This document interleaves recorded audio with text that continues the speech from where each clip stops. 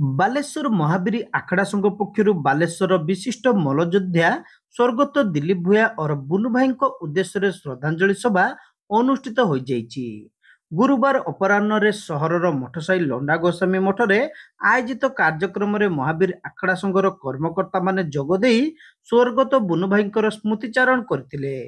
ବାଲେଶ୍ୱର ଆଖଡ଼ା ସଂସ୍କୃତିକୁ ସମଗ୍ର ଓଡ଼ିଶା ତଥା ସର୍ବଭାରତୀୟ ସ୍ତରରେ ପହଞ୍ଚାଇବା ପାଇଁ ତାଙ୍କର ଅବଦାନ କିଛି କମ୍ ନଥିଲା।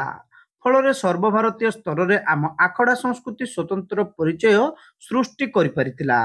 ତାଙ୍କ ପରି ଜଣେ ବ୍ୟକ୍ତିଙ୍କୁ ହରାଇ ଆଜି ସମସ୍ତେ ଝୁରି ହେଉଛନ୍ତି ବୋଲି ସଂଘର କର୍ମକର୍ତ୍ତାମାନେ କହିଥିଲେ। ମହାବୀର ଆଖଡ଼ା ସଂଘର ସଭାପତି ଗୋପୀନାଥ ଶତପଥୀ, ଉପସଭାପତି ମନୋଜ କୁମାର ରାଉତ, ଅରୁଣ କୁମାର ଚାଟାର୍ଜୀ, ପ୍ରଦୀପ ଚାଟାର୍ଜୀ, ପଦ୍ମଲୋଚନ ଲେଙ୍କା, ସାଧାରଣ ସମ୍ପାଦକ ମନୋଜ କୁମାର ଦାସ, ଯୁଗ୍ମ ସମ୍ପାଦକ ବୈଲୋଚନ ଦାସ, ରାମେଶ୍ୱର ବେହେରା, କୋଷାଧ୍ୟକ୍ଷ ରାଜେନ୍ଦ୍ର ଚାଟାର୍ଜୀଙ୍କ ସମେତ ସମସ୍ତ କର୍ମକର୍ତ୍ତା ଶ୍ରଦ୍ଧାଞ୍ଜଳି ସଭାରେ ଉପସ୍ଥିତ ଥିଲେ। କାରନାମା ଓଡ଼ିଶା କ'ଣ ସାରା ଭାରତବର୍ଷରେ ସୃଷ୍ଟି କରିଛି, ତାକୁ କେହି ଆମ ବାଲେଶ୍ୱର ଜିଲ୍ଲାର ସମ୍ପୂର୍ଣ୍ଣ କରିପାରିବ ନାହିଁ। ଏଟା ଧ୍ରୁବ ସତ୍ୟ କଥା।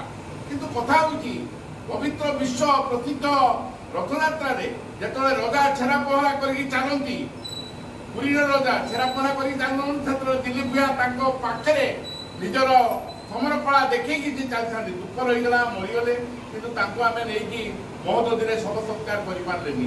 ପୁରୀର ଅନେକ ଲୋକ ମୋ ପାଖକୁ ଫୋନ୍ କରିଛନ୍ତି, ଭାଇ ସେଗୁଡ଼ା ତାଙ୍କର ପରିବାର କଥା ଆଉ ସେମାନଙ୍କର କଥା ମୁଁ ତ କହିପାରିବିନି।